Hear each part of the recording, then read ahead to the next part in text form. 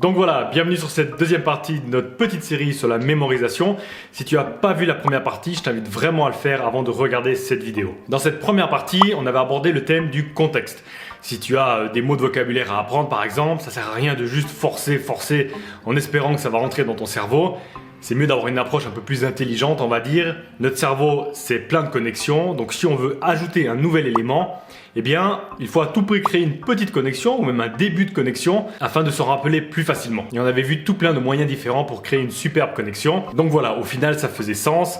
Si par exemple, tu rencontres une nouvelle personne qui s'appelle Hervé, pourquoi dans 3 mois tu t'en souviendrais? Par contre, si comme par hasard ton père s'appelle aussi Hervé, ben là tu vas te souvenir parce qu'il a le même nom que ton père, simplement parce que il y avait un lien avec les choses qu'il y a déjà dans ton cerveau. Et j'ai eu de superbes retours sur la première partie et il y a eu pas mal de commentaires de gens qui étaient d'accord avec moi sur les langues. C'est vrai que j'ai pas mal critiqué le système d'apprentissage des langues et pas mal de gens me disaient que c'était aussi une aberration chez eux, etc. Et la mémorisation c'est particulièrement utile pour les langues parce que bon, on n'a pas vraiment le choix.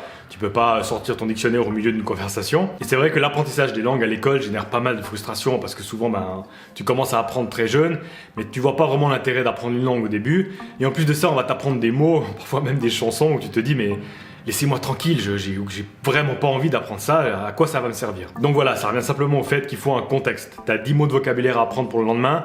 Je sais que ça prend un peu plus de temps, mais au lieu de juste répéter pendant 10 secondes et puis c'est bon, tu peux passer à autre chose, prends 1 minute sur chaque mot, essaie de trouver un petit moyen mnémotechnique, crée une petite liaison avec ton cerveau.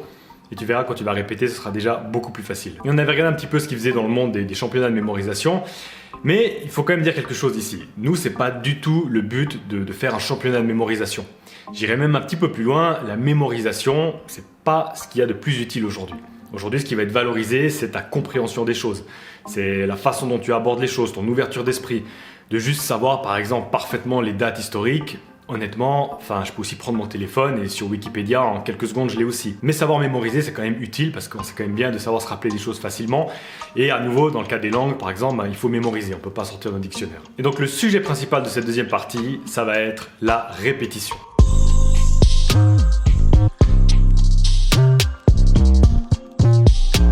Alors du moment que tu as réussi à intégrer un nouvel élément dans ton cerveau, tu as réussi à créer une connexion, ou en tout cas un début de connexion. Le but maintenant, c'est d'épaissir cette connexion.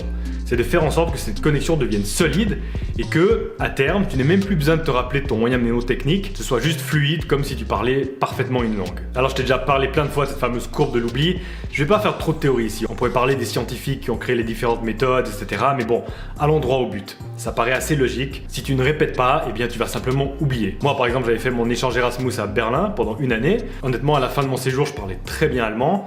Ça fait maintenant 5 ans que j'ai plus du tout pratiqué, évidemment j'ai oublié pas mal de choses. C'est logique, il n'y a pas besoin de faire des milliers de théories. On va de suite passer aux méthodes de répétition que tu peux utiliser. Alors la première, qui est certainement la plus connue, mais honnêtement je trouve la plus simple et la plus pratique, c'est l'utilisation de flashcards. Donc avec ces flashcards, qu'est-ce qu'on va faire? Eh bien on va utiliser le système de Leitner.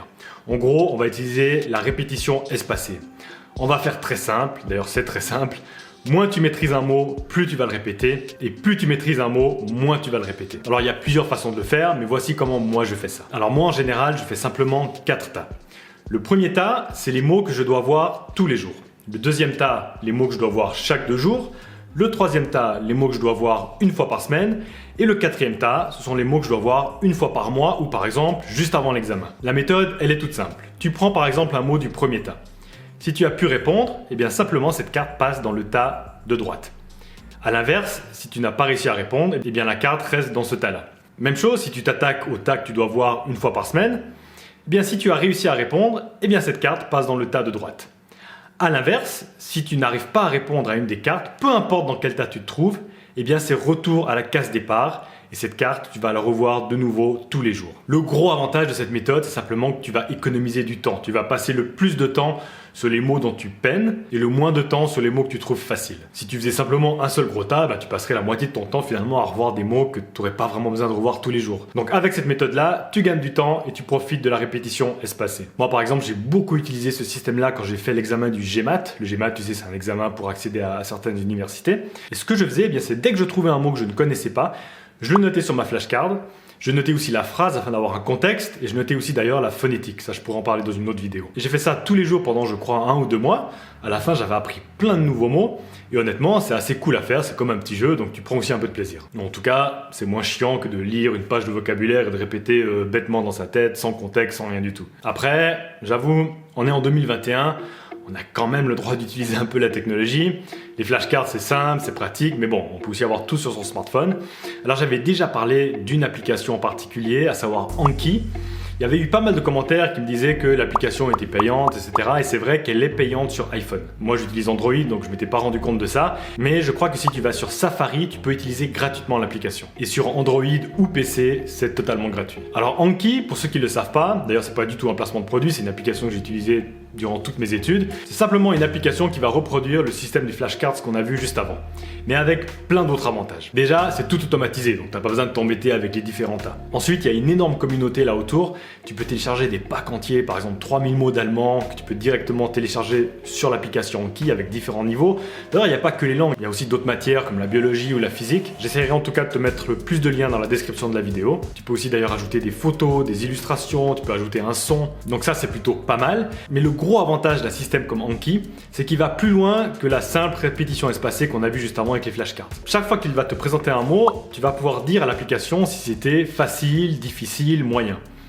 Et du coup, derrière, il y a un algorithme qui va calculer, qui va te montrer la carte au bon moment. Donc c'est quand même un système bien plus élaboré que les simples flashcards en papier qu'on a vu juste avant. Donc voilà, c'était tout pour la répétition. Maintenant, j'aimerais aborder quelques aspects qui sont particulièrement importants dans le cadre des études. Juste avant ça, c'est quelque chose que je fais jamais parce que j'aime pas trop te faire perdre ton temps avec ça, mais j'ai regardé un peu les stats de la chaîne et vous êtes beaucoup à regarder mes vidéos, mais aussi beaucoup qui ne sont pas abonnés. Donc vraiment, si tu aimes ce que je fais et si tu veux me soutenir, le meilleur moyen, c'est juste de s'abonner, idéalement d'activer la cloche des notifications. J'ai vraiment tout plein de contenu qui arrive ces prochains mois. Donc voilà, si tu fais ça, je suis l'homme le plus heureux du monde. Retour au sujet de la vidéo, quelques aspects importants de la mémorisation quand tu es étudiant.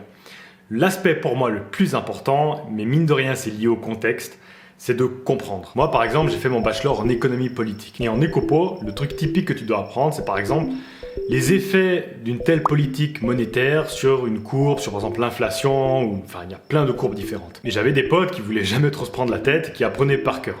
Ok, donc si la banque centrale injecte des liquidités, voici l'effet sur l'inflation, voici l'effet sur le marché financier. Enfin, il y avait, je sais pas, à la fin peut-être une centaine de relations ou même plus. Si tu fais ça, bon déjà t'apprends rien, donc à quoi bon faire des études? Et ensuite, c'est juste horrible de faire ça, parce qu'à la fin du semestre, mais t'as des centaines de relations à apprendre, t'arrives à l'examen, mais tu te rends compte le stress que tu as dois retenir tellement de choses, c'est de la mémorisation pure. Du coup ouais, tu vas te créer des histoires farfelues pour te souvenir de toutes les relations, mais ça n'a aucun intérêt. Honnêtement, t'as meilleur temps dès le départ, même si des fois c'est un peu plus difficile parce que des fois faut passer, je sais pas, 2 heures à essayer de comprendre une relation. Parce que voilà, je sais pas pourquoi ça se passe comme ça, alors tu vas ouvrir tes bouquins, etc. Mais du moment que tu as compris, c'est bon, c'est fini. Évidemment, la prochaine fois que tu revois, tu dois juste refaire ton raisonnement dans la tête. Mais la 3e fois, c'est déjà plus facile et après, tu réfléchis même plus, tu sais que c'est comme ça. Donc voilà, le plus gros conseil, à part si tu es en mode survie et que ton examen est le lendemain, essaye toujours de comprendre. De mon expérience, les étudiants qui avaient les meilleurs résultats, c'est les étudiants qui comprennent absolument tout. Ensuite, dans le cadre des langues, j'en ai déjà parlé un petit peu avant, n'apprends jamais un mot sorti du contexte, sans phrase, sans rien du tout, c'est stupide. Essaye toujours de mettre un mot dans une phrase, dans un contexte, ça va être beaucoup plus agréable, ça va te permettre de créer des liens beaucoup plus facilement et ton niveau va augmenter drastiquement. Une chose aussi très importante, c'est d'avoir le plus d'intérêt possible dans ce que tu étudies. Plus tu es intéressé, plus tu retiendras. Ça me paraît assez logique. S'il y a une personne par exemple que tu es attiré physiquement ou que tu trouves intéressante, comme par hasard, tu vas te souvenir de son prénom. Par contre, une personne dont pour je ne sais quelle raison, tu n'as aucun intérêt, que tu ne trouves pas du tout intéressant, je ne suis pas sûr que tu vas te souvenir autant facilement de son prénom. Et le dernier conseil que j'aurais, qui est aussi très important, c'est d'être à fond dans le moment présent. Quand tu as un cours, essaie d'être à jour avec la matière. Tu vas tout devant pour essayer de voir le moins de gens possible et tu t'impliques à fond dans le cours. Enfin, t'es pas obligé de poser des questions, mais essaye d'être à 100% présent. Ne check jamais ton téléphone, ne commence pas à parler avec des potes. Écoute uniquement le prof. Moi, je me rappelle à l'Uni, quel plaisir c'était quand j'étais à jour avec mes cours. Je m'installais tout devant et je me passionnais pour la matière. J'étais tellement intéressé que j'avais l'impression que le prof donnait le cours uniquement pour moi. Il y avait une sorte de relation intime entre moi et le prof. Je pense que si quelqu'un me tapait sur l'épaule, je ne réagissais même pas. Et c'est là que tu retiens le plus. Parce que autant les cours comme ça, c'est pas toujours l'idéal. Des fois, tu as meilleur temps d'étudier par toi-même. Les livres, des fois, expliquent mieux. Mais quand tu es totalement impliqué dans le cours et que tu as un prof qui sait bien expliquer, ça n'a pas de prix. Donc voilà, essaie d'être à 100% dans le moment présent. d'être à 100% dans ton cours. Donc voilà, c'est déjà tout pour cette vidéo sur la mémorisation ou sur comment retenir facilement ou en tout cas efficacement. Voilà, en tout cas vos retours sur la première partie m'ont vraiment fait plaisir. Ça fait toujours plaisir quand on passe, c'est vrai qu'on passe pas mal de temps à faire ces vidéos, à tourner, à faire le montage.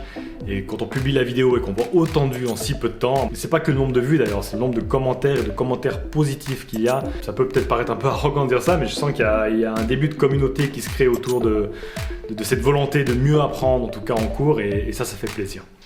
Et en attendant, n'oublions pas, progresser ne se fait pas avec une grande révolution, mais à coup de petits changements. Ciao!